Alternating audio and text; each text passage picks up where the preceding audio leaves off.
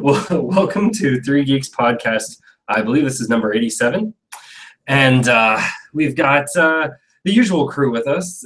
We only have Jason for a little while, so we wanted to go live a little early.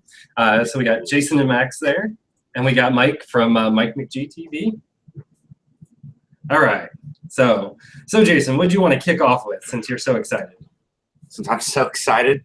Well, one, if you have not watched Blue Velvet, I highly recommend watching that film. Secondly, if you have not started the new Twin Peaks, I highly recommend doing that. I'm so glad I slept today, so now I'll be able to watch it tonight. And yeah, let's talk about Audible. Trial.com/3geeks for all of your audiobook needs. That was smooth. Was it?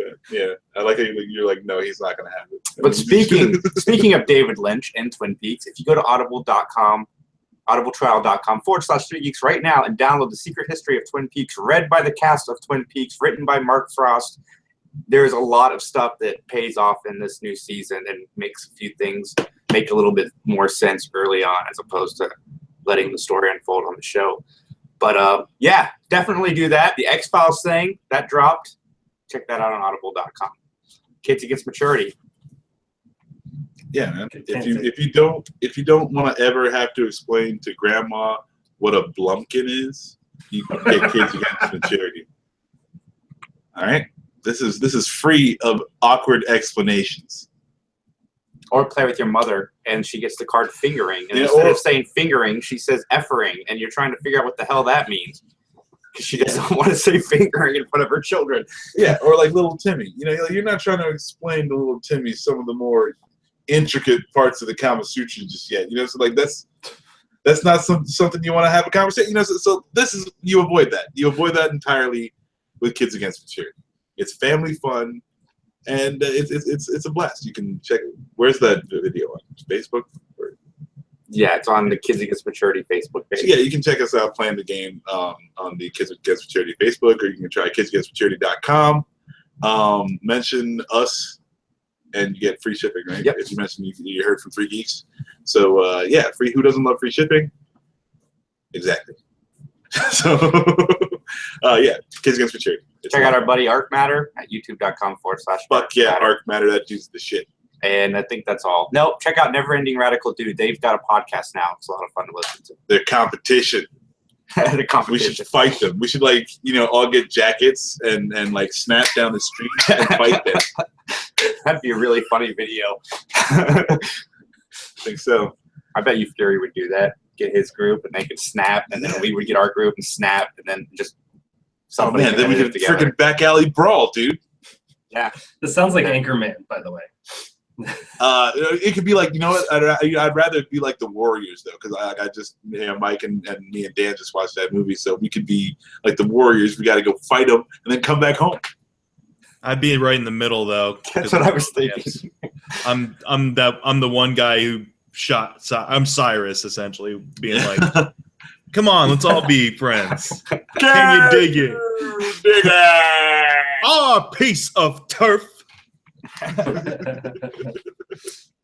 And then tomorrow night we're doing This Is Most Unorthodox, and we don't have a set time. It's one of the things that makes it unorthodox. Oh yeah. It'll be around 6 o'clock. Ninja Strike. We had a lot to talk about. A lot to talk about. 3geeks.ninja is something we should also plug. Yeah. We never do. We don't write articles there, but we do have a website. You can get to our, podcast.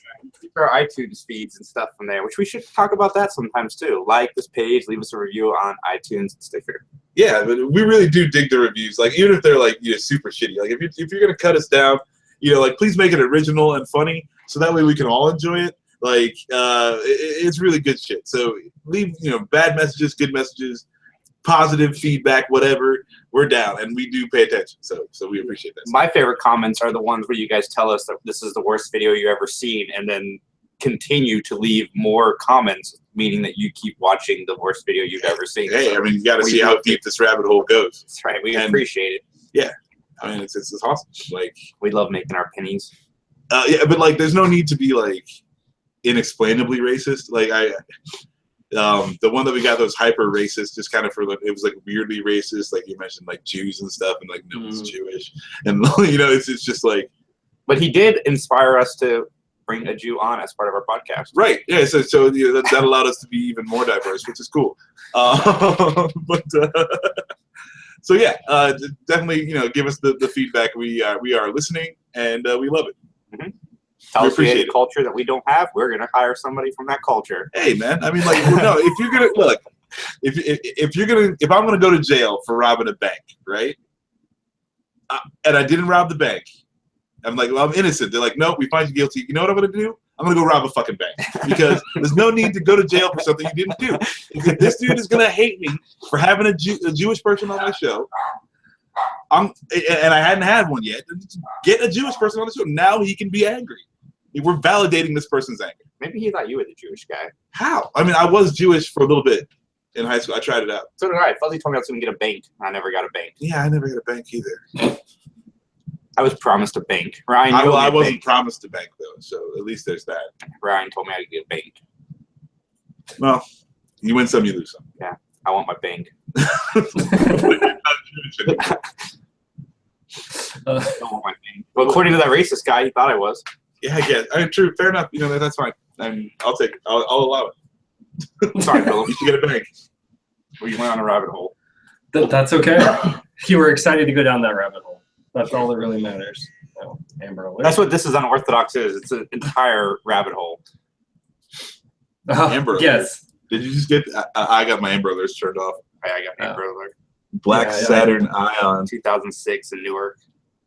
All right. Hey, if anyone of our listeners are checking, or watchers, I guess, maybe watchers, are in Newark, Ohio, check out a Black Saturn Ion 2006. There's a child at stake here.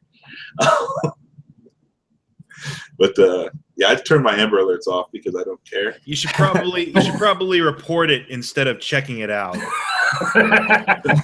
Checking it out might make it worse. No, dude. Yeah, fucking Batman that shit. Beat the shit out of the dude.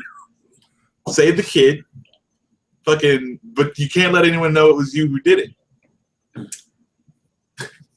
All right, so the cast of the X-Men Apocalypse is re-signed for the Dark Phoenix Saga, right? Boo! Yes. Yeah, they Bryan did. Singer is not directing. Oh, there's plus. Okay, see, I like 4 of the 5 Singer movies. It's Simon Kinberg, the guy who did I think the 2. No, that was Matthew Vaughn. Okay, I like 3 of the 4 Singer movies a lot, and then I thought Apocalypse was okay. The thing that concerns me about this more than anything, whether you like the movies or not, Max, Fassbender and everybody else is okay in the films, but especially in Apocalypse, Jennifer Lawrence was just going through the motions, and it makes me nervous that she has agreed to come on for more.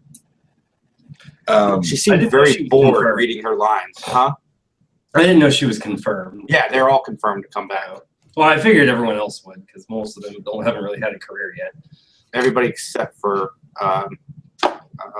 Hugh Jackman. Fassbender or Hugh Jackman? No, the director. I just said his name. Bryan Singer. Yeah, Bryan. Thank you, Max. Bryan Singer. Yeah, no, it's Kinberg. Hugh Simon Jackman Kinberg is is coming the back? one who's directing it. No, but he wasn't in Apocalypse technically. I mean, he had a short thing. Yeah. Very short. It wasn't meant to be in it. Nice. Yeah, so I mean, the bigger piece of that, but again, I don't remember what Simon Kinberg. I know he's written stuff. I don't know if he's directed yet.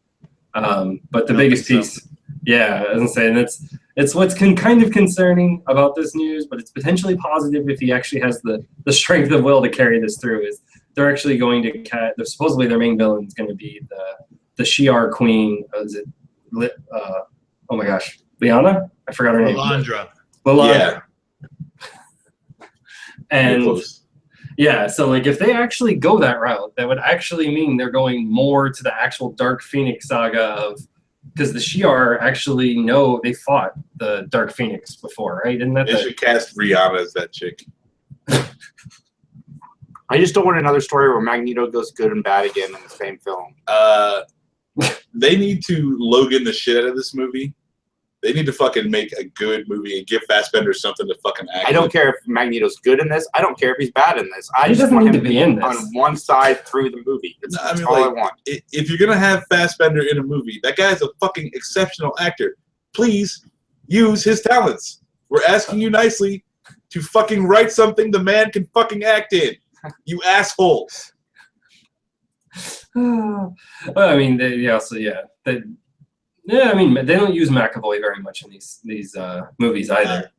Yeah, I mean, I don't know, because like McAvoy was in Wanted, you know, he did that fucking movie. Yeah, but he's also won.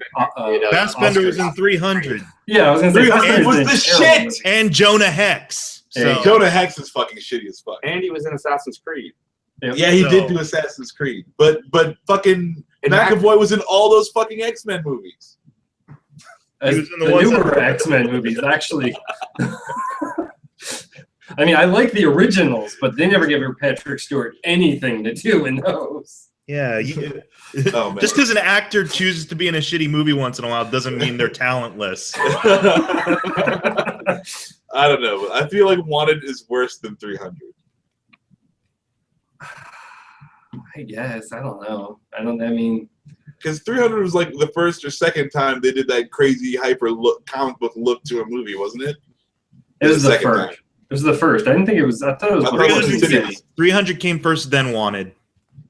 Yeah, no, I was just wondering about Sin City. Like if they, that style of movie where the art is pretty much the background, and they were going to make it as much to the comic book as possible. Was 300 the first one that did that? Mm-hmm. I think. Let me. I'm Technically, I confirming. mean, The Matrix probably pioneered a lot of that shit. Well, no, but The Matrix wasn't a comic book first. Yeah. Oh yeah, no. Sin City was 2005, and 300 was 2007. Yeah. So yes, and yeah. I It was mean, new and exciting. That's all I'm saying about 300. Yeah, it's a shitty movie, but it's all like new and fresh. Well, Zack Snyder. Split really showed what McAvoy can do. Yeah, I did like Split a lot. I watched that for the first time. If you want to see what McAvoy can do, The Last King of Scotland. yeah, that's a good ass movie. It's a very good ass movie. With Forrest Whitaker. Yep. Or watch him Crazy in Filth. Filth is a fucking Mm-hmm. it's a dark film, and he sells this utterly broken cop. It's yeah, he's really good. Who is your Anyways. favorite personality in Split?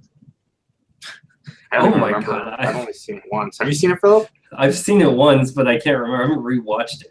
I like thought they his- were all exceptional because he changed his facial expressions for almost all of them. Yeah. Yeah, I like Hedwig. I like the little Oh, kid. yeah. I liked him playing a British stand-up British nanny. Just when he says I put paprika in it. Yes. That one line. I'm That like, was this shit. I don't know think why. saw I just something. that sells me. I'm like, Patricia. I believe he's a stoic old British woman. Patricia was my favorite. Patricia, Absolutely, that's who it yes. was. I Yeah. put paprika in it. And it's oh, so naughty. I think somebody was trying to get him in a Mrs. Doubtfire film because of that. For real. I'd see that Doubtfire. If it was a scary as fuck, Mrs. Doubtfire, I'd see that. Super creepo, Mrs. Doubtfire. That whole concept is creepy if you really think about it, though. Yeah. Yeah. If he In did general. Mrs. Doubtfire completely straight about this really broken down father who just wants to spend time with his kids, and so he has to take on the personality of a school mom or whatever. On that note, happy Father's Day. Yeah. Happy Father's Day to y'all. For real. You sad, sorry people. You guys have fun listening to these guys. I'm out. Shit. Yeah, Jason's plagued by children, so he's got to leave. He's plagued by children. Anyways, we were talking about X-Men, right? Sort of.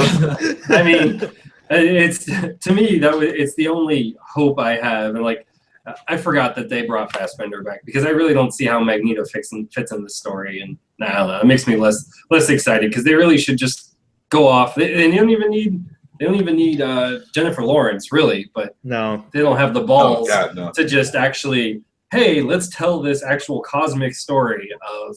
Well, because Jennifer Lawrence is a name, so Exactly. that's why they're gonna force Mystique in there in some way, shape, or form. Well, same with, I mean, that's why they need Fassbender, and it's McAvoy makes sense because you really should. He's part of the story. Yeah. But Fassbender at this point, I think he's still evil. I don't remember how the apocalypse ended. Oh, he's got to be evil. No, I guess he wasn't really evil at the end. Yeah, he was somewhere in the middle. Yeah, they're just like, He's all a right, great bro, I Jedi. guess I'll try to kill you some other time. Yeah, man. I Yeah. killed millions, but thanks for letting me off the hook this time. Yeah, dude, totally cool. Oh yeah. There's no way in hell they could even touch on that because I guess they'll skip a decade and we won't realize what happened because in the decade since, the world has rebuilt itself. But now anyway. it's the 90s. Oh, are you excited? They're gonna skip a decade and everyone's gonna look exactly the same. Well, no, because think about it. Like, technically, that means James McAvoy only has like 10 or so more years until he turns into Patrick Stewart. So it's like the next 10 or so years are going to be like horrible on him age-wise. Because he had, the member berries are going to be so ripe. Remember this in the 90s, maybe? Oh god, yeah, that's actually can't wait. That's awesome.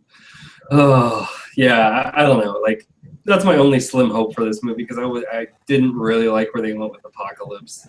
I'm hoping that they have like some balls to actually go in a different direction and try something different. We'll see. I don't have high hopes. And then I thought Jason wanted to talk about this next story, but because I was going to crush it. But then we got a James McAvoy tangent, and yeah, it's all right. It's all good. We had fun. Yeah, we had fun. But Venom in the MCU is not really a thing. Like, she's desperate, which is when I say she, it's Amy Pascal. So it was an interview between her and Kevin Feige. And they were having to discover, because I read this article and then I watched the video and then I'm like, oh, that's bullshit. Basically, they're trying to find news in this because she's desperate at anything. Like, because you don't even see the beginning of the question. That's how bad the video was. But anyways, the question was, Venom, you're making this Venom movie, blah, blah, blah. Do you think it'll fit in the MCU universe? And her answer was, possibly. Anything's possible. I've got Kevin Feige here. So we can do this, this, and this. And if you do want to watch it, it's hilarious to watch Kevin Feige's facial expression. So it's kind of not news then. Correct. It's not. It's basically anything is possible. Please let it happen. Please, Kevin, please. Well, anything is possible. Well, I mean, she's not wrong. Anything is possible. Yes, she's like, possibly anything's possible. That was literally a lot of contract signing that needs to happen before we get there. Yeah. Crazy lady. Yeah. I mean, absolutely, he's going to be in the Spider-Man universe. It makes sense. But in order to tie it into the rest of the MCU, there's too much. And I almost, a few times, I think Kevin Feige gave her that, you're a crazy bitch look.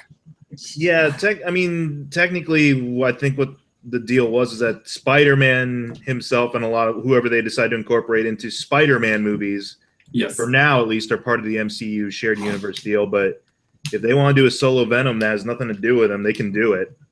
Yes. Well, so that's why they were actually questioning that part of the contract, Mike. You actually got on a very good part, which was if they do a solo Venom movie and Spider-Man appears in that Venom movie, does that now make it part of the MCU?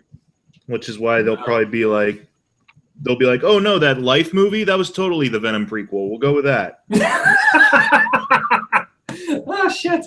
That actually would be a good Venom prequel, though. I'd give them kudos. I'm like, I did not see that coming. What were you gonna say, Max? No, that's the story of Venom. It's like it's almost like they planned it.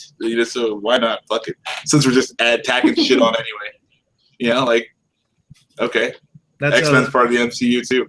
That's how they'll dodge having to give Disney and Marvel checks, is to be like, oh no, Venom's going to be its own thing from here on out. Well, so it's funny is in the interview, she's the exact opposite. She actually, but I don't think she's thinking about it from her former corporate perspective, because I think she's just a producer now. Yeah. Because that's what I was thinking about. I'm like, I don't think she realizes what she's saying, because if that ties in, that now means Disney and Marvel will get a cut of everything. Disney and Marvel would be happy with that as long as they can control it. Right. Fuck it. That's probably why Kevin Feige has a look. He's like, really? Okay, fine. Did I sign that contract? Let me see that. Yeah, it's like, fuck it. I know I want to sign some shit, but it takes weeks and lawyers and fucking all the shit that we haven't done yet. Did you find some way to expedite this process? Oh, God. Oh, yeah. But yeah, it's entertaining. And if you really want to see entertainment, you should just read the comments on some of these articles. Woo! No, that's dark territory right there. Yeah. The comment section is dark territory. Oh god, yeah, it is.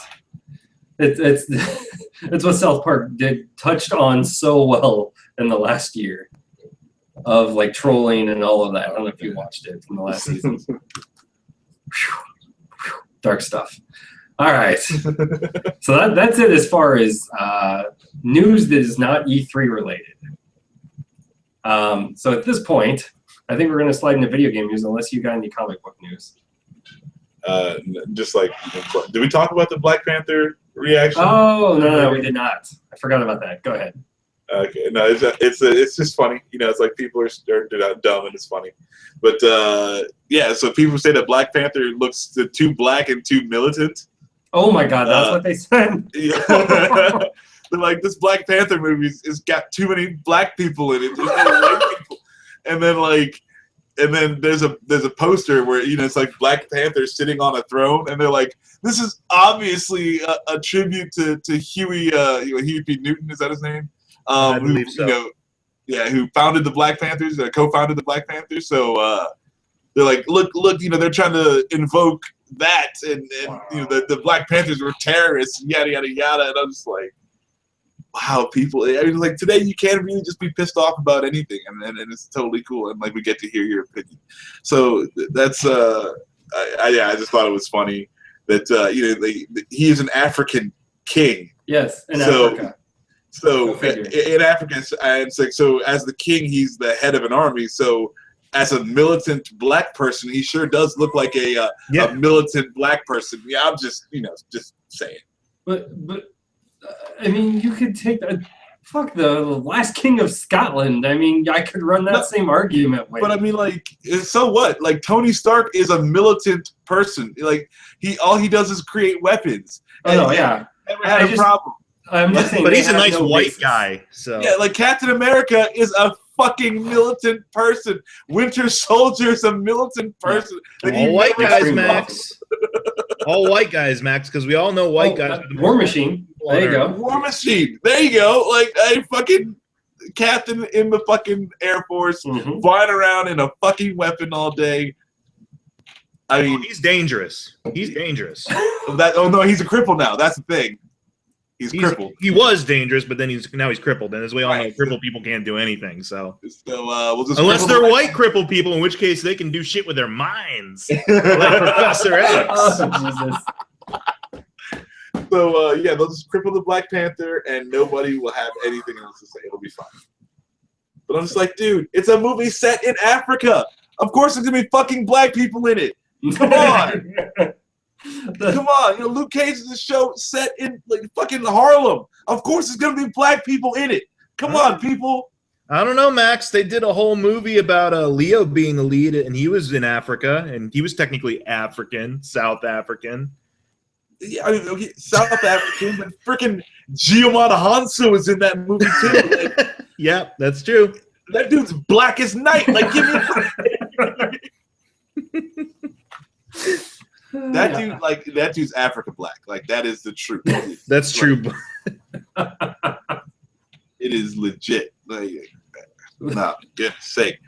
But I'm just like, come on, people, and that's craziness. I know you kind of have to like scour the internet to get this like response, but like, well, if you scoured the internet, I'm sure you could always find horrible things all the time. Right. So, but I'm just like I don't know. Can't we just be better than that? Like. No. Do we have to be this dumb all the time? Dude, these are the same people who are complaining about it, a women's only Wonder Woman screening. It's just like, who gives a shit? You're going to see the movie eventually. And I was like, what? Do you want to go to that? I don't want to go to that. Like, if girls are like, it's a girls' show, fine. You guys have fun. Like, it sounds like it's going to be terrible. And it's definitely not going to be aimed at you.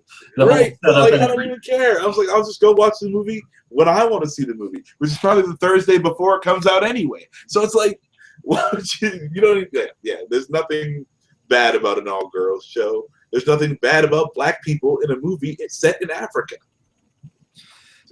Yeah, I mean, I think people are stretching it because they have to be using the title because that whole premise has been done multiple times in many movies. Maybe just because it's Marvel and it gets more Yeah, visibility and the fact that it's got Panther in it. I mean, and I guess Black Panther, really. Yeah, Black Panther. Yeah.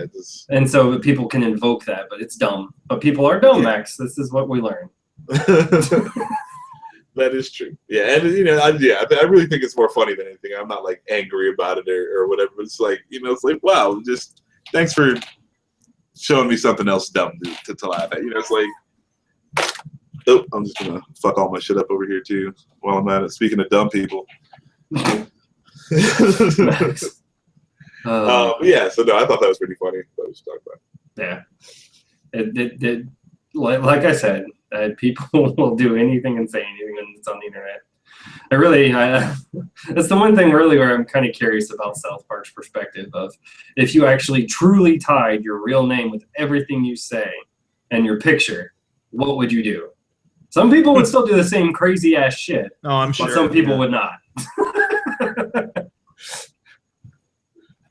So, speaking of, we'll go into something a little bit lighter. So Max, you were curious about the Xbox One X, right? Last week, yes. I think you and Jason and Dan were talking about it. So it's actually not a what's the right way? It's not a next generation console. What you're going to start seeing, I suspect, from especially Microsoft. I don't know about Sony. Sony does not seem consumer friendly right now. So even they're hostile. They are. They're very hostile right now. Because, I mean, the C3 is kind of actually given that away of the fact that they're not willing to try and work to do cross-platform play, regardless of the fact that they said they don't do cross-platform play because of they want to keep the Sony online environment safe for children, which makes me laugh out loud. If that came from Nintendo, I would believe that. Nintendo actually has said that, but they've actually tried to find ways to meet in the middle. And Nintendo makes sense because Nintendo continues to aim at that market. Sony does not. God of War, that's not a game I let my 5-year-old play. Like Resident Evil? Yeah, I mean, if you go far back with Sony, yep. Okay, I mean, I think you have to go back to PS1 days when they weren't. I think Sony, there's some like Republican people at the head of Sony.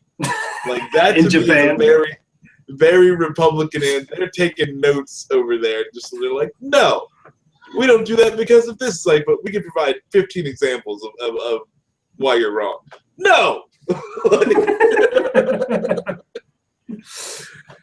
Okay, sorry for that separation. Sony is ridiculous, dude. Oh my God. It is. So, and I'm sure, hopefully we get the Sony fanboys watching this, so that way they can flame us. That'd be awesome. Because I'm not really a Microsoft fanboy. I like Microsoft. I actually like what Phil Spencer's doing now, which goes back into the Xbox One X. So all it really is an extremely high-powered version of the console. They are not actually making new games. What they're doing is the developers are able to actually treat it like a PC. So it'll actually be able to read your hardware and go, oh, you're running a machine that can do 4K resolution and HDR. Great, I'll output that to your screen. Oh, you're running an Xbox S. I can output 4K and I can't do HDR. Oh, you're running an Xbox One, just the original. All right, I output 1080p.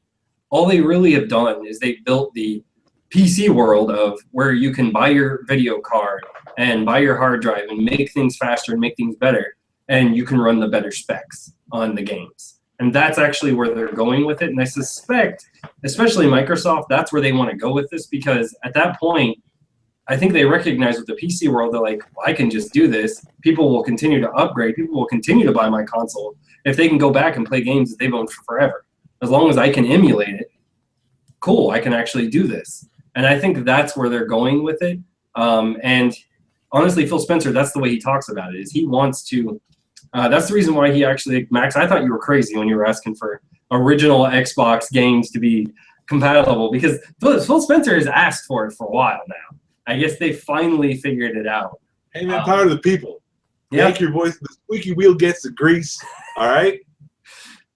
So, I mean, that it's not just that, man. Phil Spencer, like the head of Xbox, is basically you. He is the average gamer. He developed games his entire career until he got to this point. So he knows, he has that gamer perspective, which I think Sony's lost. And Nintendo, I don't know if they ever really had. They always just had the we want to make an entertaining, we want to make a great toy. which is what Nintendo originally was way back in the day. They were a toy making business.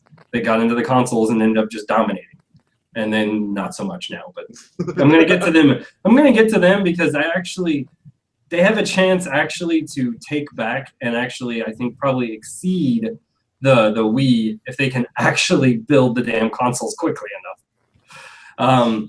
But anyways, so just going into your confusion, all the Xbox One X is a visual fidelity upgrade. If you have a 1080p TV, all it really will do is it'll actually make it look better on your TV. Because what it'll do is it'll take the 4K and it'll downsample it and give you the best possible quality.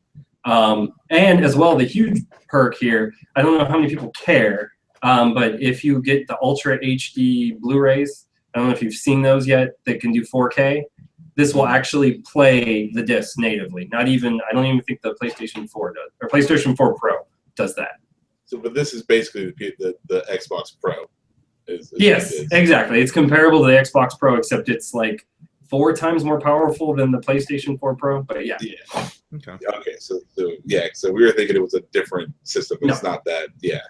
Cool. Okay. Yeah, that's good. I heard that it was going to be, but they only have one game right now that's backwards compatible, and it's Crimson fucking Skies. Who the fuck plays that game? Apparently, a lot of people, man. You know, Star Wars. Knights of the Old Republic, you assholes. Get it done. So they've got to work with BioWare and EA on the whole licensing for that. But I think that will happen just because BioWare or EA, I don't know who owns the official license to that at this point, because BioWare, I know, works as part of EA now. And I don't know if they still own the rights to that title, because it's been licensed everywhere. I agree with you, Max. It should be doable. Fucking get it done. And get it done soon. I want to upgrade. I want to sell my fucking Xbox. Like, I've got 3 Xboxes. Who the fuck needs 3 Xboxes? That's awesome. Fucking get your shit together. Let's go. Now that we know it's possible, you need to hit the ground running. Like, I'm liking this new the head of Xbox, like you're saying, like, hey, he's out for the people, and that's really cool to see a company doing that. And it's like, hey, look, we can still make shit tons of money, and look how many people are happy. Like, fucking. Why can't you have both things? No. People need to be miserable, and we need to have all their money.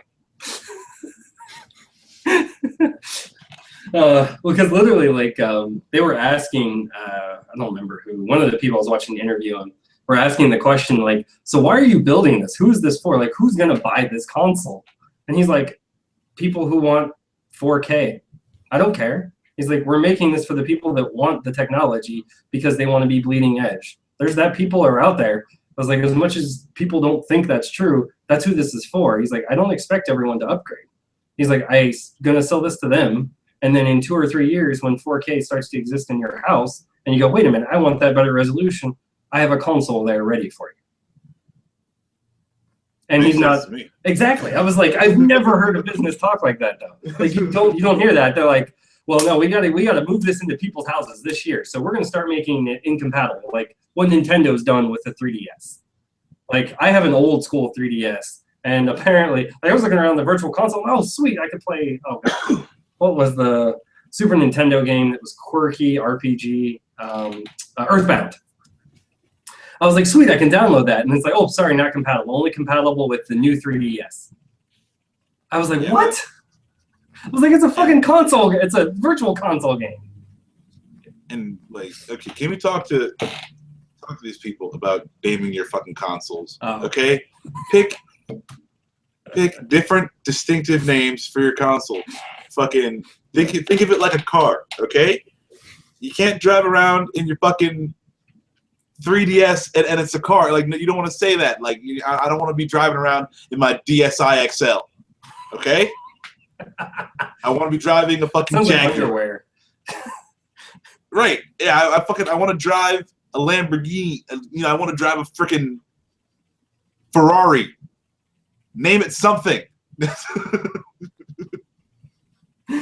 all I'm saying. Like, for goodness sake, because all your systems are like, oh, well, this is just an extension of that system. It's like, fucking make one thing and make it awesome. Do it like what these Xbox guys are doing. You play all your shit on the one thing. It's super awesome. Everybody's happy. Yeah, to me, I think the only potential issue is what you just went over, which is how do they say when this console is new? Because like you have a lot of people that don't pay attention to these things, and like the confusion you and Jason had last week, right? Like what it was, and it's how do they get that across to the consumers? Because if they try to go iterative, which I think is actually intelligent and beneficial for consumers, it's how do you get that across to people, right? Like with the phone, it's just next number, next number, next number, next number. With consoles, you don't want to do that because it's not exactly equivalent, like especially because they tend to release things as costs go down. So like even though they're releasing the Xbox One X this year, in 2 years it might be the Xbox One XS or whatever. Right. Like, how are they going to do that without trying to confuse the consumer? And I agree with you. I think that's where they're going to have to probably stick with a name or create a name and say, here is what this is, and this iteration is just this. And hopefully that sticks. But you have a Toyota Camry, and you have an 04 or an 03 or an 06, but you know, they're all Toyota Camrys. And you know that a Toyota Camry is a different thing from the fucking Toyota Solara, okay? Like, you know that they're two different fucking things. Yeah. Now I got a freaking new 3DS XL. Eat a dick. We also have what's the 2DS? Did they just call it the new 2DS? The one they just released or is going to come out this month or next month. Yeah, a 2DS XL, but yeah, it's a 2DS XL. The Nintendo new 2DS XL. Is it a flip? Does it flip? It does. Oh, all they did is they basically made a bigger, flatter, thinner version of the 3DS, and took away the 3D, which everyone stopped using after a while because it either hurt your eyes or got gimmicky. Yeah, it makes me. Yeah, that shit made me throw up. Yeah. Fuck it. So it's they recognized. Ever do that to me? So wow, I think I'm going to throw up now. Wow, that came from playing 3DS in 3D mode. So if you have anything, Mike, feel free to chime in. All right, I'm just listening to Max rant about his 3 Xboxes and throwing up. Life is hard. That's a podcast. Life is hard. So first world. Oh, dude. First Don't world. even get me started. Gas is at like $2.40 right now. Jesus. Since if you hunt well enough, you might actually be able to find it at $2.15. I ate lobster for dinner tonight. Like, my life sucks. Okay. It was Red Lobster, so. No, I mean, like, it was like frozen lobster. We had to cook it ourselves. It was bullshit. Oh, Jesus. That's so funny. Actually, see, you started the topic that I'd love to bring up on This Is Most Unorthodox, is because lobster used to be the trash. People didn't used to want to do that until, what was it? I want to say it was like the either late 1800s or early 1900s, and somebody decided, you know what, I'm going to sell this and make it exclusive. And it suddenly became a thing, and it's hilarious. The exact reason. Yep. It's like diamonds. That's the same thing. Diamonds aren't worth shit. They're like, but you know, they're super shiny. They sure are. And they're hard. That's really the most. That's the most beneficial thing from diamonds. But they got to sell it and say, well, you get a bigger carat, it costs more. But anywho, that's not nerdy. We shouldn't be talking about it. That's what I said. It's like you really want me out because I could go the whole little thing on that. Anyway. Right. But yeah, that's nerd shit. The important shit in life. All right. So, did you all get a chance to catch up on E3? Was there anything that really caught your eye that you all want to talk about more than anything, Max? Because I have a whole list, but I just want to talk about your passions first. The 1X was my big deal. I was pretty happy that they're doing the right thing over there. All right. So then I'll go to expand upon why I think Nintendo, assuming they can make enough consoles, has a chance to actually come back from the dead and actually potentially have longevity with what they've done. So is more consoles really the answer? Like, do we need more? No. Well, they need to make more Switches. Yes. That's what I mean. They need to be able to produce them and get them to people and get them in people's hands. Because right now, with what I saw and what's coming out, they have software that will move them. But they have to have consoles, the Switch, to play it. Like you can, oh, I got all the software done. It's amazing. Who's playing? Oh, the million people that have one. That's it. Damn. Can we make more? Nope. Shit. All right. We're selling $1 million of all these games. That's it. Because I don't know if you all saw the trailer. Well, don't look at the trailer for Super Mario Odyssey. It looks dumb. It's confusing. It's weird. It seems like a James Bond theme because you've got like some woman singing about like the Odyssey and things. It's bizarre. Like I watched that trailer. Yes, straight up like that. I watched the trailer and I'm like, oh my god, this game looks dumb. And then I actually saw the gameplay. That game, if you really loved Mario 64 and you loved Mario Sunshine, where you could like open the world, walk around, explore, and do things, this game's even better. Like the graphics fidelity is amazing. And then they've got the weirdest mechanic. That's why I said, if you watch the trailer, it looks so fucking weird. Because literally, you just see a hat hopping, and the hat's just flying around, landing on things, and then suddenly they have a mustache. So like you see a Goomba with a mustache. You see a tank with a mustache. You see a T-Rex. Actually, the beginning of it starts with a T-Rex, and you don't see the hat. Mustache? He actually does get a mustache eventually after they show it. But you just see a T-Rex, and you're like, is this a Monster Hunter game? What the hell is this? This is weird. Nintendo's like ending with Monster Hunter? Okay. And then suddenly you see the little hat on it. Like, you know, it's Mario's little red hat with eyeballs on it. And you can actually control a T-Rex. You can, that's actually how you have to defeat bosses, is you actually have to control the things around you. You don't really actually have, exactly, it's amazing different gameplay.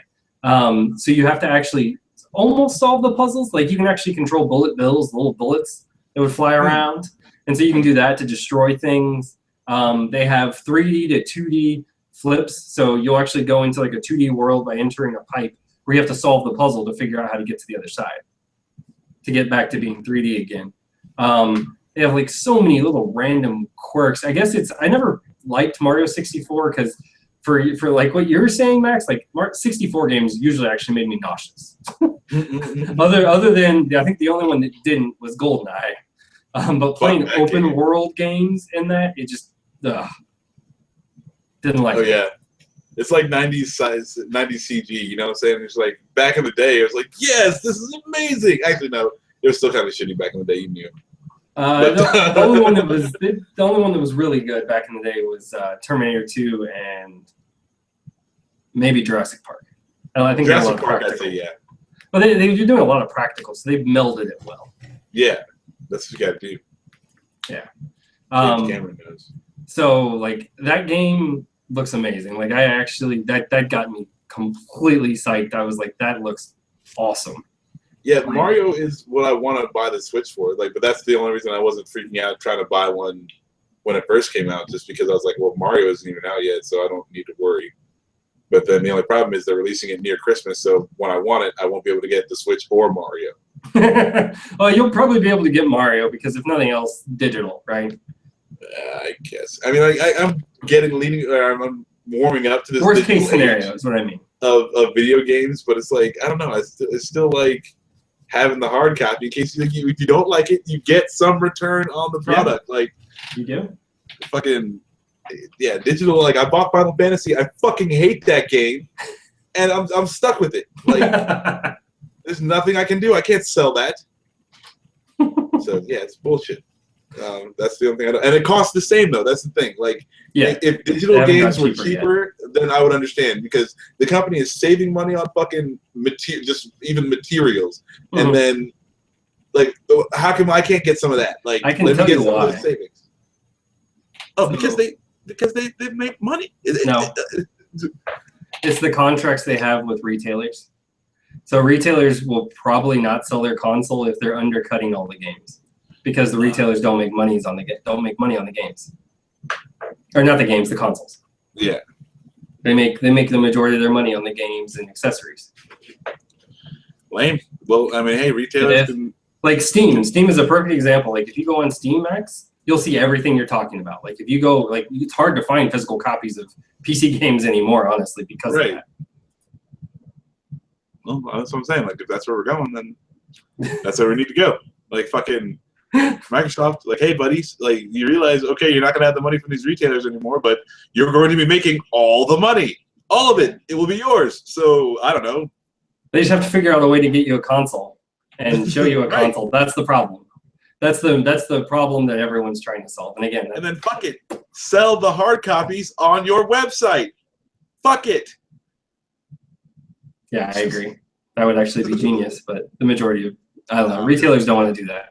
No, retailers don't want to do it, but I'm just like, look, you can either get with the program or don't. Like, Microsoft's making, like, you have all the power. You're making the product. Like, you know what I'm saying? Like, since the digital age is possible now, and it's viable, and it's been proven to work, you Relatively, though, right? Like, you still have people that don't have high-speed internet. Like, they might have internet, but it might not be fast enough to download the game. Right, so that's what I'm saying. Like, so you still need hard copies, but it's like Yep. now you can just get it online. So it's Oh, I see what you're saying. sell the hard copies yourself. Well, you know, like, you're a Prime member, right? No, Oh, you're not Amazon Prime? no, I don't order enough shit too. Okay. No, the only reason I was going to say is they automatically discount either $5 or $10 all the hard copies of their games. That's cool. See, I'm down for that. Yeah. But you have to be an Amazon Prime member. That's the Right. So you get your Amazon Prime membership. You're ordering your hard copies. You know, and everyone still wins. But you should not have to pay as much for a digital copy because you're not getting as much. Like it shouldn't be the same. well, it should be about $10 to $15 cheaper, honestly. Yeah. Fucking because you don't gotta Anyway. Distribution, building the disc, putting them None of on, that shit. manufacturing, all of it. Think about all these fucking monthly home box services, fucking monthly shaver services, fucking you can just you can be your own distribution. You know what I'm saying? Like you don't need the retailers anymore. Like that's what people are finding out. And sorry, times are changing. Retailers like at Best Buy, I loved you back in the day. I'm sorry, bro. Times are changing. Like fucking. Get with the times, like you can get ahead of the game. But you know, like again, I'm just some asshole. What the fuck do I know? But I don't think you have to worry about finding a copy of the game. I think Mario will be everywhere. I think the real challenge you have is getting the Switch. Yeah. That's the problem. Yeah, I already know. So it might just be next year before I get it. But I'm patient and I don't play that many video games, so it's not gonna kill me. But yeah, like they put you in a catch-22. Yeah, they really do. Because that's the other piece. I know you play Rocket League. They're actually going to release Rocket League on the Switch, so you'll be able to play that portably. That's cool. Yeah, Rocket League is a lot of fun for like a simple game. It is a lot of fun. And let's see, what else? Oh, another interesting game from Switch that I think a lot of people were overlooking is Mario plus Rabbids Kingdom Battle. So I just saw a thing for that today. It's an interesting game. If you like sort of like tactical strategy type games, it's a good, or even if you don't really, but it's a good introduction into that. It's probably not going to be as complicated as like if for people who know those games as XCOM. It's not going to be that tactical because it is a Mario game. Like if you think back to like Mario RPG, it's an RPG and it has those elements, but it's never as complex as a full-fledged RPG as like, I guess even, well, Fire Emblem is more tactical RPG, but something like that, or even Final Fantasy, which has more depth to it. I think you could hit the same as XCOM with Mario. You could have the same amount of things going on. Well, they do. The real question, but I haven't seen enough of it. Like I've only seen bits and pieces, and I've heard people's opinions who've played it. At least the demos is they said it doesn't have it has the depth of XCOM, but it doesn't have the challenge that XCOM presents. So the question is that the beginning of the game, or is that just the whole game, or are they going to have difficulty levels? I suspect they'll have difficulty level settings because that's a very easy thing you could do. You can reduce the amount of weapons you can have. Because like in this game, you can actually run, so you can move, hit an opponent with a melee, move to cover, and then fire at them. All in one turn. And if you have a technique, you can also use that at that same turn. Yeah, exactly. So, I mean, it just makes it so much easier. So I suspect they could tweak that down to where, oh, well, okay, in the medium mode, you can move, but you can't use your technique. if you hit somebody with it or something like that. And so they can add that. Or you level of can't challenge. then move back and shoot them from there like that. Exactly. See, Yeah, yeah, you're stuck there. Yeah. So I suspect that'll be there. I'm actually not that worried about it, but it looks really good. Looks like a lot of fun. It's another game. It comes out in August. Super Mario comes out October. I don't remember the exact date, but in October. The Switch has got 2 games there, and then they've got ARMS, they've got Splatoon, they've got Mario Kart 8, they've got Zelda. I mean, this is honestly, like, for a launch year lineup, it's one of the better than I can remember in a long time for almost any console. Like, going back to, like, the Xbox 360, there were some cool games. Xbox One, not really. PlayStation 4, not really. You had a handful. I mean, it's been a while that any real console maker has actually been able to put out something. I mean, I don't remember the Super Nintendo launch titles. I know they were pretty good, but I don't remember, like, that first year how great that was. But I know, like, at least 94. Yeah, exactly. Like, in the last 10 to 15 years, it really hasn't been that much of heavy hitters. Like, even on Microsoft, I think they might have had Gears and Halo in the same first year time frame, but that was it. They never had like 4 interesting titles that everyone wants to play. Like, like with Super Mario, I mean, I guess a lot of people try and say, well, Super Mario existed on the Wii U, but no one bought the Wii U. so it's new to you. So yeah, I don't know. It's going to be interesting to see if they can produce enough and what happens, because this fall, like, outside, there's no exclusives that are going to make you buy an Xbox or a PlayStation. So if you already own those consoles, you may want to upgrade maybe for Destiny 2. I don't know if you need to. I don't think they're going to do it on the old generation, right? Because the first one they did, didn't they? I don't know. The first Destiny they did what? Yeah, it was on the 360 and the 3, right? PS3. Yeah, I believe so. Yeah. Yeah. So I don't think this one they're going to do it. So maybe that's how you justify an upgrade for a PlayStation or an Xbox. Oh yeah, no, they're definitely not putting that on the. I thought they were done making games for, like, the Xbox and the PS3 already. They are, but that's what I meant was the first one I thought was there. So, like, if you're still, right, like, if you were still holding on at that point. Yeah, now you got, like, now you have to upgrade if you want to play Destiny, if that's your game. Shell out the $250 fucking bucks, you assholes. It's Destiny 2 time. Yeah, no, I'm not playing that game. No, you're not gonna play. I thought you liked that first one. No, I never played Destiny. I'm not. I got Star Wars Battlefront for random Christmas, the first one. Mm-hmm. I hate that game. Why? Fucking. I don't know. Like, maybe it's because I played Overwatch too much, and that game seems a lot more fluid to me. But this one, like, the load times are atrocious. Yeah. Fucking I get killed like 3 seconds in every fucking time, and and I'm not very good at first-person shooters. I mean, I'm the first person to admit this, so it's hard for me to fucking aim and shoot at somebody and kill them, and, like, I just get killed a whole bunch, and I fucking don't have any fun. So, like, the speeder bikes are the worst fucking thing. I'm gonna tell you right now. I was on the speeder bike, and I crashed like 8 times. So that whole mission, I just drove real slow, and my partner was off there, like, wrecking a house. And I was like, good, because I'm driving 10 miles an hour over here. I'm not going to crash into one more fucking thing. So, yeah, no, I'm not having fun. Maybe I just need to get a little more used to the game. But, yeah, like, the load times are ridiculous. It's atrocious. So you should, like, then that good segue. Thank you, Max. No Star problem. Wars Battlefront 2. So the load times are better, at least from what the people have seen so far. But again, it's not the exact game because I don't think it releases till November. So what version of the game is it? I don't know. That to me is like saying Wonder Woman is better than Batman versus Superman. It's like, it's kind of hard to not be better. Like, the load times are better than, it's like, holy shit. The load times aren't 20 minutes? That's crazy. The other thing, right, that might interest you, being a Star Wars fan in general, is there's going to be a single player.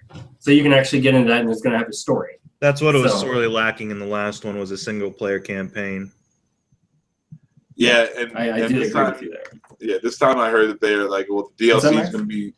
This time they said that the DLC is going to be free. Yep. The game's going to be done when they release it. So Like, you're not paying for half a game and then fucking paying in increments for the next half of the game to come out. Like, they were bastards with this last game. And I'm looking at the finished product, and I'm just like, I still don't see why people, like, you owe some people money, LucasArts. That's some shit. Yeah, I think that's why they're doing free DLC, because they're talking about supporting this for multiple years. So that actually surprised me when I heard that, because I understand, right? Like, they've wronged the consumer, but again, many companies don't do and say, all right, well, we're going to continue to support this and build all these things. I do think they're building ways for microtransactions, not that are going to be, from the people that played the game and looked at it, they said the microtransactions are for silly things that like emotes. People that are obsessive Star Wars fans are going to want, but not that will actually affect the gameplay. So it's going to be like outfits for certain characters that don't exist, but you know, that you can buy and be kind of an exclusive group, things like that. Which, for me, I have no problem with that. If you're going to use that as your way to make money, go ahead. Because honestly, that makes the uber crazy fans that want that one random niche thing, or like Mike was saying, emotes, or you know, certain like, ways to celebrate. Yeah, like in Overwatch, like whenever they do an event or whenever they drop new skins and you know, new stuff that you can get, I go nuts over that shit. I fucking, it's ridiculous. So yeah, absolutely, like have all that stuff in there. You might even get some of my money with that shit, but it's not like you're making me pay for something I should have already had. Like that's like, you know, and I would feel better about it, except you were such bastards the last time that like the way you're being like, oh, we're so cool now. I'm like, you fucking should be, you assholes. Like that so good on them. You know, I'm glad things are moving in the right direction, but yeah, they kind of were fucking insane bastards last time. Oh yeah, it was that was a game that I don't think I bought. I ended up, because I had part of the EA pass and I played it early, and I was kind of bored. I didn't enjoy it as much as I thought I would. And it seems like they worked really hard. Oh, they brought space back, so you're actually gonna have space battles. I mean, like the X-wing battles were kind of cool, but like I'm gonna say I'm okay with like the X-wings and the planes in Battlefront, the first Battlefront. But yeah, space is gonna be cool. Yeah. Oh, and the cool part that I heard about, or the silly part, is you'll be able to ride a Tauntaun. Oh, that's probably terrible too. Yeah. Well, they brought in the developers from Battlefield 1, not Battlefield 4. For those people that will make upset, they brought in the developers for what was the game? Oh God, I can't remember now. So basically, they brought 3 different developers together to actually make this game. So because they wanted to make it more seamless when you went from the ground to the air, and you're actually overhead. So they apparently have made the controls better, because I hate the controls. I hated flying, and that's why I was surprised that you actually said you liked it, Max. Because I hated it. It was awkward. It felt touchy. It just but like I don't know. It takes a little getting used to, and I didn't like it at first, but I played a few missions, and that to me is the most fun part of that game. But I'm not really liking the game as a whole, so that's also saying that. And so they actually brought in classes, and they're doing kind of more of a co-op feel. So like you can actually you'll start in a group of people for the multiplayer matches, and if you stay in that group and you help that group advance, you actually get more points. And in this game, instead of it being the random tokens, which I also didn't like, that's why I got bored in this game very quickly. Because you had to find the random token so you could be the hero, or the upgrades and all that. So now they're actually making it a purchasable thing. So like once you get so many points, you can purchase. The difference is you don't have to dominate like you do in like Call of Duty, right? Where you have to get so many kills to get the cool things. In this one, they're actually encouraging they say you get more points for actually doing things cooperatively and together in a group than you do for going off and being a lone wolf. You still get your points and your kill streaks and all of that, right? That you might want being a lone wolf, but you still get the advantage if you like to play in a group. So that's the cool part. I like that they're kind of trying to encourage that more than encourage being the lone wolf. You know, trying to get 50 kills and no deaths and all that. That's never happening for me. Yeah, fuck that. I'm camping like shit in that game. If I can get 5 kills and no deaths, that's a fucking good day. I'm right there with you, Max. I used to be a huge first-person shooter. I never had any of those crazy like no deaths games. Never. I've had like a 15 kill streak once before, but that was the biggest I ever got. Yeah, that's why I like Overwatch, because they give you credit even like if you pop 1 bullet into somebody, then you get credit for the kill. So it's like, you know, hey, yeah, I'll go on like a 20 kill streak, and like, you know, I'm just like randomly firing around the whole fucking time. Yeah, but, so that also is said is what they're trying to go for. So we'll see how well they deliver on that. Is they want it to be more open to one for first-person shooter people to at least respect it. And then the other thing for it to not to be, because even they actually mentioned Overwatch. It's like Overwatch almost gets low enough for the average, you know, common denominator, and they're like, we're going to try and go a little bit easier than that, and that's where we're aiming for. And so we'll see if they do it. All right, I'm liking the idea of this game more and more, because yeah, but in battle in the first one, I just feel totally useless. Yeah. Like, yeah, it's fine. Well, I mean, in the first one, I didn't feel like you could do things together. I felt like you had to go off on your own, or people were gonna just abandon you anyways. Even if I always got abandoned pretty quick in like hot spot because people wanted to play like as a TIE fighter or whatever. Yeah, people camping like the hero or villain. The villain token. Or tokens. Yeah. That's yeah.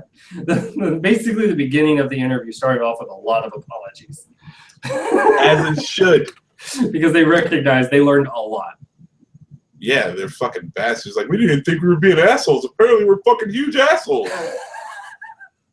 We're sorry, we didn't even know.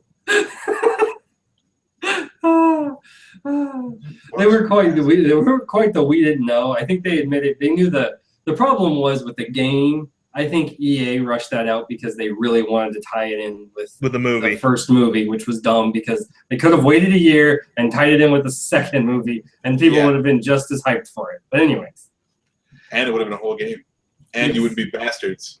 Yep, exactly. Well, partially. I think they still would be bastards there because of the fact that like it was an unfair multiplayer game. I don't know that they would have gotten the single player in there, maybe, but I doubt it would have been very good. And the multiplayer wouldn't have changed. It wouldn't have gotten any better. Although because they would have kept it that same way because they didn't learn that, oh wait, this is difficult for people. People don't like the fact that, you know, just because it's there and it spawns, oh wait, it spawns in the exact same spot. It doesn't randomly move around the map. It's not like, at least with Plants vs. Zombies Garden Warfare, which is a silly fun game that I enjoy playing occasionally.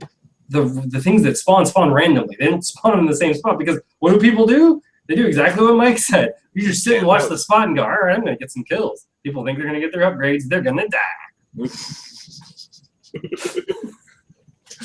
Oh, man. So, like, yeah, you can, like, spawn with your friend or whatever when you're teamed up with somebody, and then, like, they get killed right after you do that. Like, that's the other thing that gets me. It's just, like, I don't know. Yeah, it's not great. It's not great. I'm a little sad, but, you know, like, again, like, they promised a lot of stuff for the second one. Hopefully they come through on half of that shit, and we'll call it a day. So far, so good. From most of the people, it didn't win Game of E3 from most of the people I watched. That went to Super Mario Odyssey. Go figure. But a lot of the people said Star Wars Battlefront is delivering. So they want to see more, obviously, which we'll probably see in the next few months because I'm sure they'll have a beta out there, and that'll probably give us a good concept of what to expect. The game, besides, like, there's two games that got me really hyped besides, surprisingly, Super Mario. Anthem, which is BioWare's new IP. That looks amazing. It looks like what I wanted from Destiny. Fucking hated Destiny. Like, you want to talk about bitter? Like, I quit playing. I played the shit out of the beta for Destiny. I was excited for that game. That game came out, I'm like, this is the beta. There's nothing else. I have to pay for more shit. Fuck you. Sorry. So I know No, that's exactly how great. you feel when it comes to Star Wars. Yeah, dude. No, Anthem. It looks like Iron Man the game. It's like fucking Tony Stark went nuts, gave everyone Iron Man suits, and go. Fucking. It looks so cool. I'm 100% down to play this game. I cannot wait. It's the next level. It's what I wanted the new Mass Effect to be. So now we got it, and it looks super crazy and awesome. I'm excited as fuck. Yeah. It's going to be a huge open world. It's what like I said, it's what I thought Destiny was going to be, which I thought Destiny was going to be a huge open world with with RPG elements, but with the MMO capability in it. I didn't think it was going to be strictly an MMO because Destiny was sort of selling differently. But now what BioWare is stating is that this is going to be a world where you can drop in and drop out, where you can have that MMO experience if you want, but you can also go off and do it solo, which is awesome. I don't know how difficult that will make because, again, they didn't reveal enough to know what the actual gameplay is. Like, I know you can explore the worlds, and I know there's going to be events where animals start attacking you, and you're going to have to defend yourself. And I'm like, okay, but how do you, like, they didn't go into the exact true game nature. Like, it just more or less seemed like you're a protector, you're kind of doing security. Again, it was like Destiny, kind of going off at the beginning. That's why I was like, I was very sketchy when I watched this trailer. I was like, oh my God, it's Destiny all over again. But it looks so badass, though. It does. Well, they actually went further into it because in Destiny, you can't just go off and, well, I guess you could, but then you hit an eventual fake wall. You're like, oh, there's nothing else here. Okay. Cool. Exactly. I found the edge of the universe. Guess I'll turn around now. Yes. Pull my Forrest Gump and run back. And in this one, it looks like it's more of an inhabited world because in Destiny, it didn't feel like that. It felt like you were just going from section to section to fight the bad guys. In this one, it feels like there's animals. I don't know what the bad guys are. I don't remember them getting too much into detail. I don't think this is a game that's supposed to come out for another 2 years though. So I thought it was next year. I thought it was 18. Okay, I will look that up, sir. I think it's fall 18. Anthem release date. That's fine. It was all Anthem, Blue Cross Blue Shield? Yeah, dude. They're like, when can we get healthcare again? It says, you're correct. It does say set for 2018, but I doubt that. Okay, so yeah, after pushback. It'll be pushed back. Yeah. I mean, when it says set for. Did South Park say anything at E3? Like, when the fucking game is coming out? That That's actually, 2018, I think, right? No, South Park is this year. Oh. It is September of this year. I think I mentioned that on a cast you weren't on, Mike. It was about, I want to say, what month? May? Sometime in May, they finally released and said, yes, it's coming out in September, right around the time the Seth MacFarlane toys are coming out. Go figure. Everyone suspected, they're like, wait a minute, why are they making toys for the Stick of Truth, which isn't supposed to come out till next year? Or not Stick of Truth, Fractured Butthole. Fractured Butthole. And that game, oh my God. You thought the first game was dirty and raunchy. Just the first, if you just watch a video game clip right now, the beginning of it puts you into a strip club giving lap dances as a child. Nice. And then you give what did they call the gin and tonic? I don't remember. But the gin and tonic had jizz, a few other things in it, a fart, and I want to say like something from the trash. I don't remember. So it's back to its ways, but even worse. So it looks like it's going to be a lot of fun. It looks hilarious. And like I watched IGN try and cover this. Apparently they started covering it at 9:30 in the morning. And one of the guys was just like, I'm not awake for this. I'm still hungover. I don't know if I'm ready for this. And the other guy was hungover as shit. And he's like, oh my God, this is hilarious. I don't know if I'm going to be able to talk. So that should give you any. That's journalism for you. Straight up. No, the Stick of Truth was fucking awesome, and yeah, I'm excited for this one too. And yeah, it's gonna be good. I'm glad it's all fucking super raunchy. Oh yeah, and they haven't even released much of it, but you can be 8 different classes in this one, which is going to be amazing because that means the replayability is going to be ridiculous. Right. Supposedly, it's going to be 4 to 5 times longer than the last one. Holy shit. Yeah, they basically said, they said the way Trey and Matt wrote it, they're like, it's almost like they wrote 3 seasons. So I was like, are you shitting me? It's going to be that big? I'm like, I can't play all the cast. I can't play all the classes then. I don't have that much free time on my hands. I at least like that in the first one because I could do that. I guess I'll just have to like play one, find if I don't like it, switch to start a new save. If I like that one, and then find the one I really like so I can try them all and then play through the game. No, play through all of them with all the different classes. It'll be that good. I'm sure it will, but I don't have that much free time, sir, or that's the only thing I play. Make free time. Make free. I mean, get divorced. Quit your job. Get divorced. Yeah, exactly. That's what I would have to do. No, thank you, sir. I enjoy my life. I like my wife. Love my wife, not like my wife. I was like, come on, dude. Anyways. But yeah, so the game's gonna be ridiculous. That's all I have to say. The only question I have is, with all the content they've put in there, I just hope that they can fix all the bugs. That was the only thing I didn't like about the Stick of Truth. I don't know if you had that problem, Max. No, I played it way late. Okay, so maybe they did re-release it because my game was buggy. I played it on the Xbox One. So, so digitally, you didn't play it when it first. Well, I mean, like it was an actual disc I had, but I was. But odds are they probably tweaked it and fixed it at that point. I had issues. Yeah, like there certain times the game would just freeze and things like that. So. Yeah, I haven't experienced any of that stuff. So yeah, it was good for me. Nice. So maybe I want to wait like 4 or 5 years before I play the Fractured Butthole. wait until they have the next iteration of the console. Yeah, they have to emulate it. The next one, and and it's backwards compatible. I'll be like, well, hold on, is Fractured Butthole backwards compatible in this game, this fucking system? Because I'm not playing it if it's not. Oh my. Yeah, so I'm excited for that. And then the other game that really got me pumped was Spider-Man. It sucks that it's a PS4 exclusive. Right? I hate the fact that they did that, but I understand it's owned by Sony. But bullshit. Supposedly they're going to have Miles Morales in the game. I don't know if he's going to be playable or not. You're going to be an older version of Peter Parker. So I'm wondering what that means. Are you going to hand over the mantle in the game? I mean, there could be some really cool stuff in this game. Yeah, I think they're mostly just trying to differentiate from the movie. Like, there's a lot of, like, because he's got the white spider on his suit. Like, they're trying to do a lot of things to make sure you know that it's different. The gameplay and the cinematic stuff, like, I saw that trailer, the gameplay trailer, and it cut together really well, I'll say.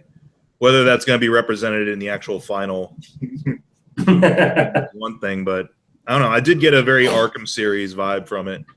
Yeah, that's cool with me, except I can't play it. Like, fucking PlayStation controllers feel weird in my hand. Like, I'm not physically able to play that console. So, yeah, you guys kind of suck.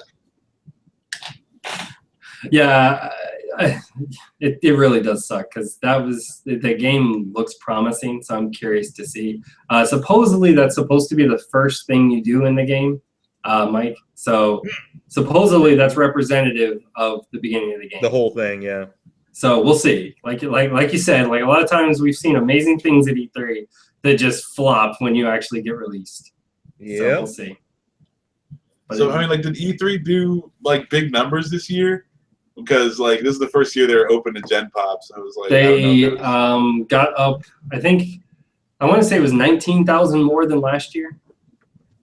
So they had 50,000 this year. They had like 68 or 69, close to 70, I think, is what I heard. And they said it was a lot different because I actually watched a video on a guy who does YouTube, but he gets in as an interviewer, as a journalist, and he was like, it was very different this year because of that. So he said there was a lot more like interactive booths. It was more like a Comic-Con is the way he described it. Like, you still had your behind the closed doors, you still had your conferences, and you still had the behind your closed doors, like, here's this game that's not coming out for a few years, or here's this exclusive thing that you're going to do so you can talk about it. But like on the open area, you had like just much more interactive that was encouraging to try and get people there. Because in the past, I've seen video clips of it and I've seen like pictures. There was some interactivity, but it was mostly just, here's your games, here's the booth babe showing you the game, and that was about it. Like this time, they actually had like apparently Shadow of War, the new Mordor game, basically, had an entire oh my god, I can't remember what the name of the castle is in Mordor, but had the entire Black Gate, I think is what it is, or the front of the beginning of it. Like they built the entire thing from floor to ceiling. And I think had, the castle is called orcs. the castle is called Hobbit Town, I think. Nice, I like it. Isn't that what they call it? And apparently they went so overboard with this. They actually had orcs speaking. I don't even remember what they speak. Orcish. Yeah. Like I was like that's a bit over the top, but that's cool. I mean, I get it. And is it like Klingon? I have no idea. It's like Elvish, right? Don't you remember? You've seen those movies, right? Elvish is a thing, sure. Evil speak. Yeah, I can't remember. Why not? So, and then I think, I don't know if any of you are Beyond Good and Evil kind of guys, if you played the first one. Oh, I'm way beyond good and evil. Oh, the game. I've evolved past such mundane ideas as good and evil. Yeah, they're releasing a sequel. Is that like a scary game? No. So the first one was it a point? Well, no, it was like an action camera game. Like I didn't really play it because I wasn't intrigued by it. Because it seemed like the gimmick in the game was you had to take pictures. You were like a journalist. You were trying to uncover the true hidden story of what was going on. Oh, and this one's completely different, I guess, but like with a much more adult-oriented story because it was actually teen. But I think it was rated teen. This one is definitely rated M because at the beginning of the flipping trailer, you've got the monkey dropping F-bombs. As he's basically, yeah, it's hilarious. It's because in this world you have evolved animals, and apparently in the Beyond Good and Evil first game, they're all independent and free, interacting with humans. In this one, some of them are slaves, and some of them are free. And there's a caste system that you're dealing with, and apparently the monkey is kind of sort of in the middle, and he's just like one raunchy, dirty ass monkey. He's like, "What's up, fucker?" And he's like, "I want to get paid." And he basically trades off the whole thing. And I don't know what the game is yet because the trailer looked awesome. Like I'd actually like watch a whole little animated series with this whole little world that they created. But supposedly it's going to be like an RPG type game. It's going to be less of what the original one was. But they still want to actually. Apparently, the first game was more social. No, not social, but more social, trying to get social issues across. Mm-hmm. And apparently that's what they also want to do with this one too, is kind of delve into, because you're going to have to talk with people and build branching stories and understand. And it's apparently going to have like layers of impact, like what BioWare games kind of do. But apparently they're going to go deeper than that. And it's if you make a mistake, you potentially change the entire thing. And you potentially lose branches that you could have actually done, which BioWare does to some extent, but it gets too difficult the higher up you go. It seems extremely ambitious. I don't know how good this is because they just released it. This is an Ubisoft game. They just released news about it, and they didn't show any gameplay. It was just all animated, in-engine animation, which looks beautiful, so it means the engine's going to be great. Sure. But is the gameplay going to be any good? When's the game going to come out? No one knows. Yeah, we spent all this money making this video. Give us more money so we can make the game. Yeah, essentially, you're not wrong. I'm trying to think if there was anything amazing. For those of you that are Metroid Prime fans and want a Pokemon RPG on an actual console, they're both going to be coming to Switch. People think 2018. I don't think so. I think 2019 or 2020, realistically. So, like, the new Pokemon game is going to be on the Switch? Yes. So they're going to release the 3DS one this year, which is a remake or whatever. You know what Pokemon does. Yeah. The whatever the last one was, plus we're going to add a word. And that's the new game. Enjoy. So Yeah, they're gonna add a nighttime Pokemon. Like Star Sapphire or something like that. Even though that's a character from DC Comics. But anyway. Pokemon Sapphire bejeweled with a rhinestone cut. There you go. It's got that 70s filter on it. Speaking of that, like, when are we gonna get this 3 Geeks video game like branch of 3 Geeks going, so we can get my fucking dogfighting game? You mean actual game development? Good luck, sir. 3 Geeks game development. We need to get that off the ground, and 3 Geeks engineering. Like, we need to start building these droids and shit. So development, Chris is your man. So you got to recruit Chris. But he's already like in talks of 3 Geeks engineering. Like, I can't overwhelm the guy. I have no interest in development, sir. I took programming for a while, and I said not for me. Dude, but I mean, like, you gotta help me get out on the right foot here, though. I mean, it's like we could be on the ground floor of the next amazing thing. It's GTA and Pokemon combined. It's crack. It's what I'm trying to sell you here. Fucking crack. Oh man. So it is. I think it could be fun. We just got to find some people that can help us development, or we got to spend like hours trying to find video game development software, which I know they've started to make it, but I don't know if we can get the level of detail that you want. I don't think we need, like, I say we go old school with it. We go like 8-bit with it, so that way we can just have you doing more stuff. You know, like the world will just be your oyster because we're trying to, 16. I think you want to throw back. Okay, 16-bit, yeah.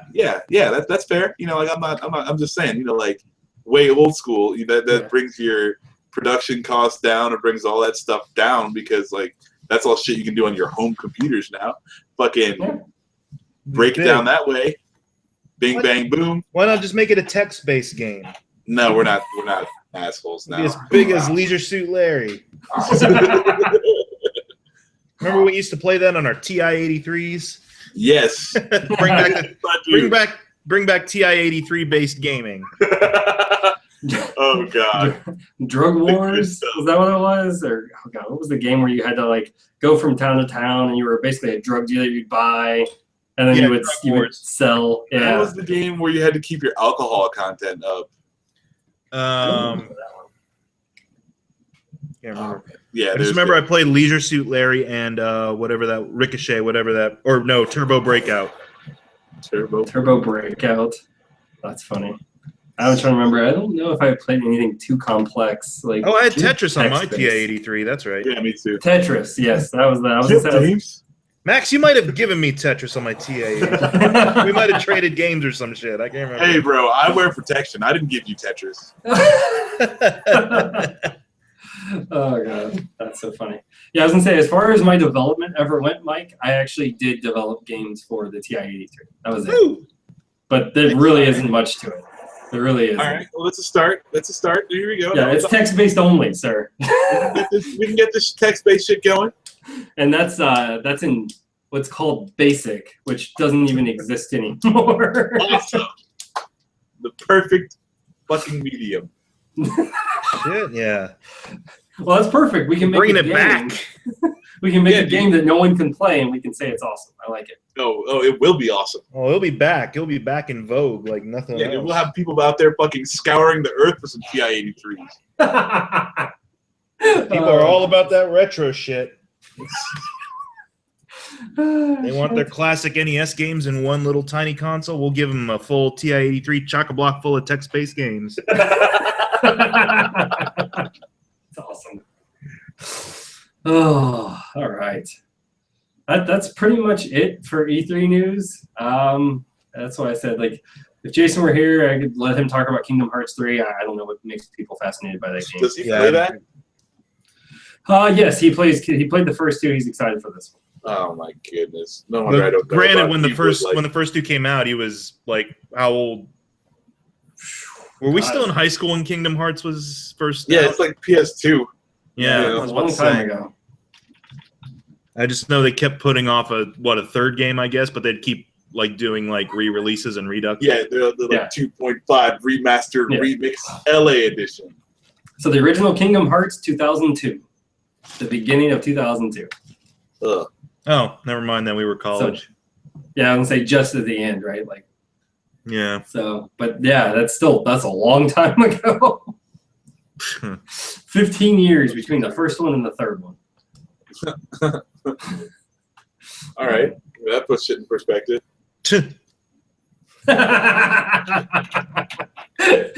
hey, when I say that, you shouldn't think about your own personal life. That'll give you Thanks, exactly. Max. My mortality is closing in on me. Thank you. I mean, I'm sorry. It puts it in perspective for me too. Like shit. I know, man. Goodness. It's crazy when you think back. You're like, I remember that game. And you're like, what year did that come out? Oh my god. I'm a fucking Tool fan, and they haven't come out with a new album like that same like 15 years since the last one. I'm just like, oh god, early 2000s, yeah. Yeah, dude, it's like, terrible. The waiting is terrible. Oh man, that's why it sucks to be untalented. Oh, so that was a good cast all. Yeah. Yeah. Are we at the official end of it? Are we gonna what's up? Shamelessly plug ourselves? Sure. We're doing the most unorthodox tomorrow, sometime after probably 4 and before 7. So the magical hour, the witching hour. the witching hour of conveniently we're all free. Somewhere around that. We'll all actually be in the same place for that one, so that'll be fun. Mike, what do you got going on this week? You got anything coming out this week? Nothing. Eventually there'll be a Remake Revolution episode with the nerd folks. All right, cool. Nah, I haven't gone to see any movies or anything like that lately. I've been doing the Amazon Prime binging. Nice. And there's a bunch of like documentaries and stuff on Amazon I've been watching. I might talk about them. There's a couple of things I'm reading. Might talk about that eventually.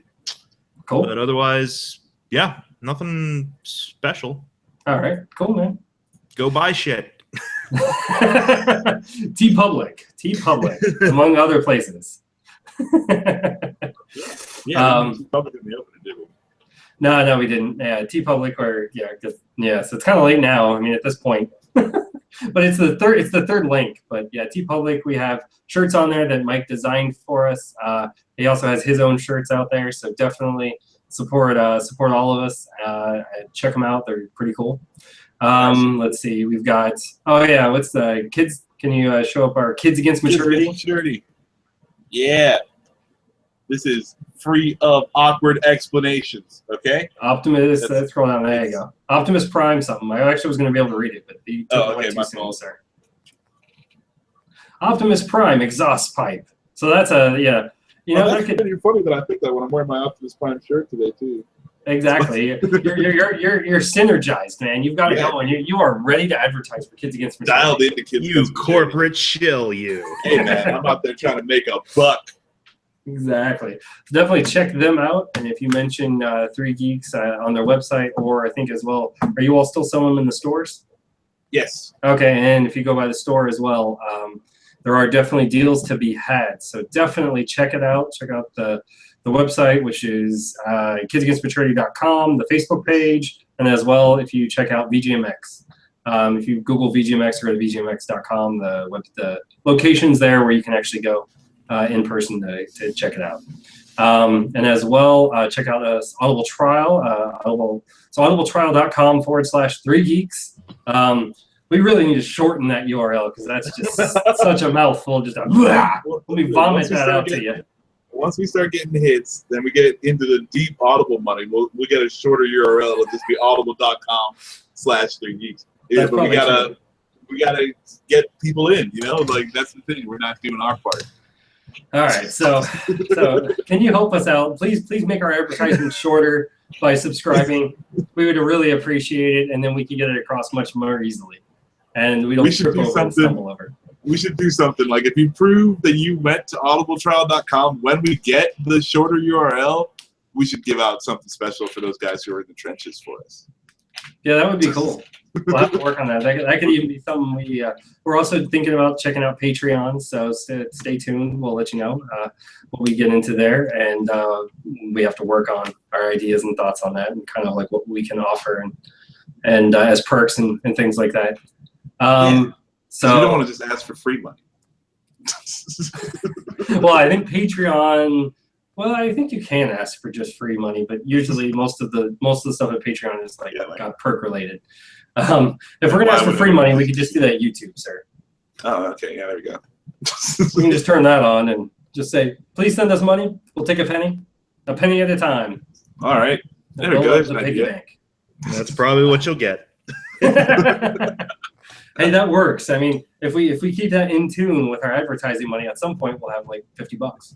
Yeah, dude. We are well on our way to $50. Like, we're doing good. So we appreciate the support. Definitely like, comment, and subscribe, as well as if you're listening to this at this point, you may have already turned it off, but hopefully not. No, you didn't. You're with us till the end. To the end. Well, I'm just thinking podcast. If you are listening, please leave us a review. Let us know what you're thinking if you only listen to it. I know sometimes I get behind. I try to keep up. I appreciate you if you've listened to this far. Let us know what you're thinking with regards to the podcast, not just in general, because I could care less what you're thinking in general. In general could be fun. We can actually use that as a topic. Yeah, you know, maybe you got some gold in there. Then it's gonna be those guys saying like, "What do you think about Black Panther?" Well, you know, once we start getting those guys, we'll deal with the problem then. That sounds like Yeah, AW libtards. I mean, we are pretty communist over here at Three Geeks. I know we lean left, but you know, let us hear about that too. We totally want to hear about it. Yes. I'm not being sarcastic or anything. Down throw our socialism. Go. Yes. All right. And at the end of that, thank you all for tuning in, and may the droids be with you. No, recycle your droids. Oh, recycle your droids? Oh. Recycle your droids. I keep saying may the droids I knew that was going to put Max off. I knew it. Recycle your droids. You ended